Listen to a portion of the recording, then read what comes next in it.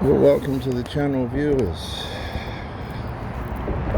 Reverend Dr. J.W. Morrison, theologist, New South Wales, Australia, Central Coast, New South Wales, Australia, by the way. The one wheel land hydrofoil practice.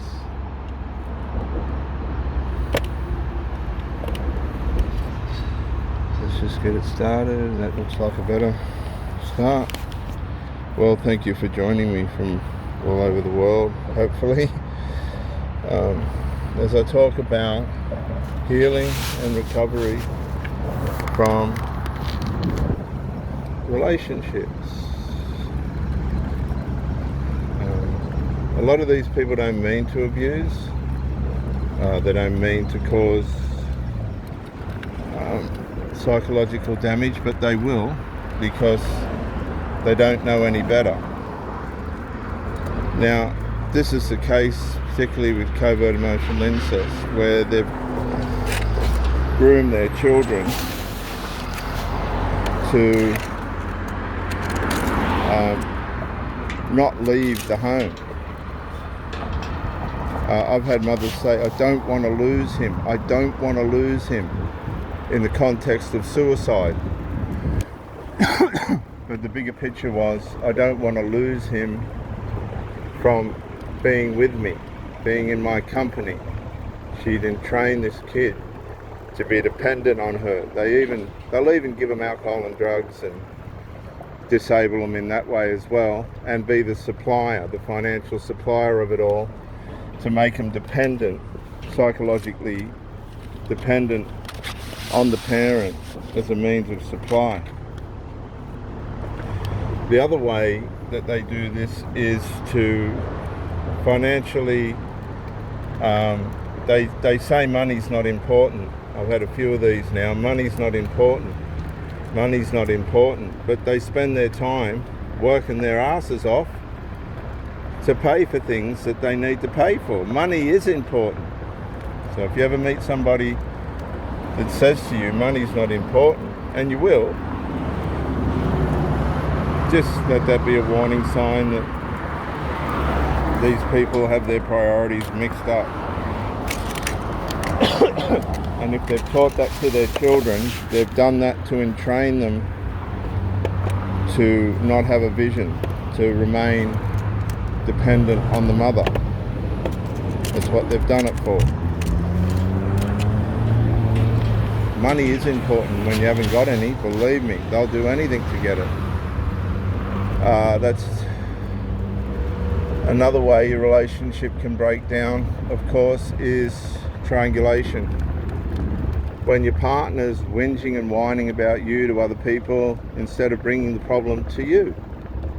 They'll come and sleep with you, they'll come and eat with you, and then they'll go away to their minions and gremlins and justify them going out to meet someone that they don't like by portraying in a roundabout way how horrible it was. And then again, if they're alcoholics or drug addicts or medicated, they'll all sit together and whinge about their partners and find things to try and justify each other being together. These are toxic family groups. They're enmeshed, and more often or not, the children are parentified and given positions of authority inside the house, inside the parent's life, that is earthly, soulish and demonic, and should never have been allowed to take place.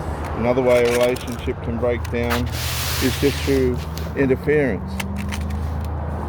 Allowing people to interfere when they shouldn't, when they should keep their mouth shut, where they should be minding their own business. See, a lot of unresolved is directly connected to people not minding their own business. They're being allowed to interfere and intrude into private matters that really don't concern them, and you won't know this a lot of the time. This is how these people bond and live. They get resentment towards their partners, the family members' partners, So as a means of justification, the family member will let them whinge and moan and grime, carry on. They carry on about each other, so they're going to carry on about outsiders. That's just the way that it is, and it's unfortunate.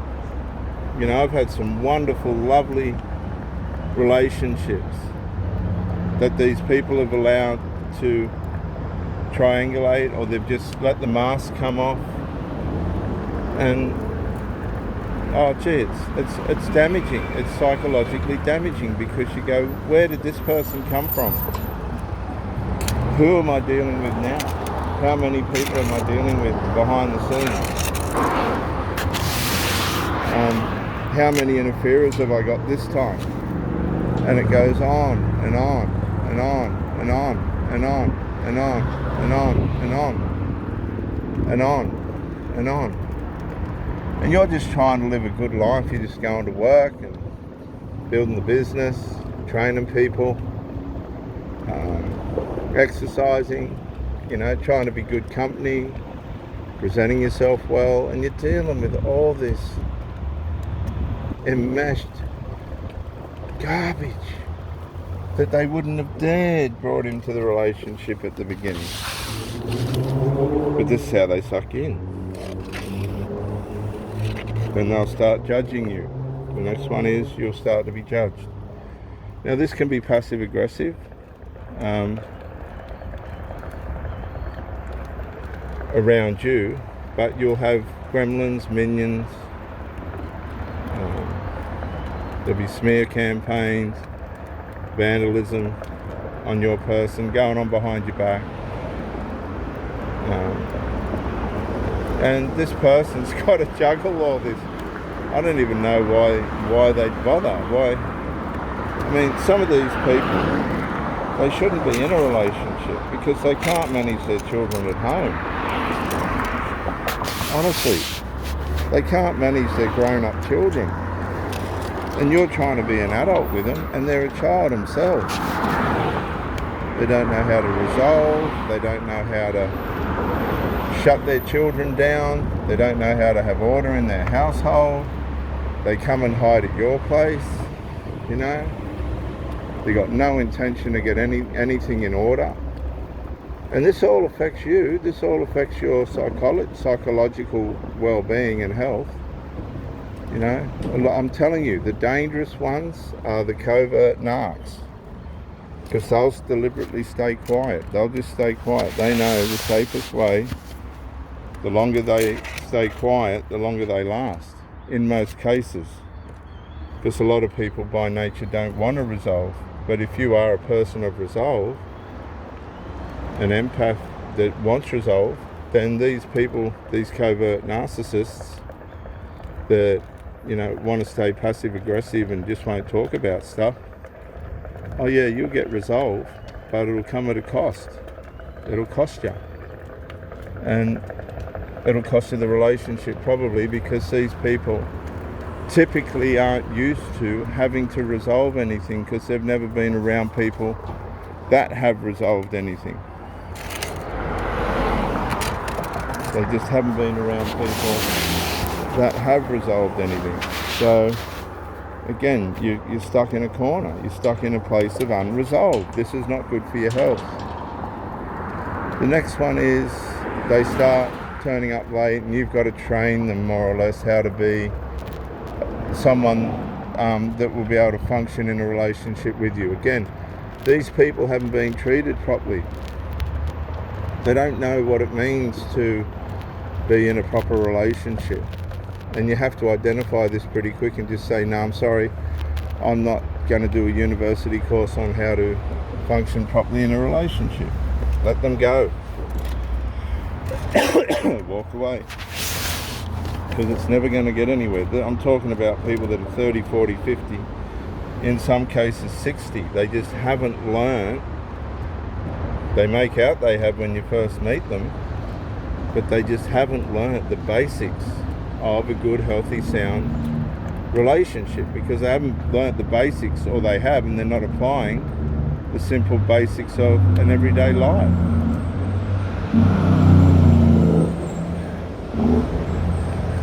simple, basic, healthy, everyday life, and they'll wing it. If they know you're a good supply, they'll try and wing it. They'll try and wing it so that they stay around longer. That's why the covert narc, the one that practices passive-aggressive punishment and builds up resentment and bitterness, and then jumps the fence when they can't take their own immaturity anymore, and neither can anybody else.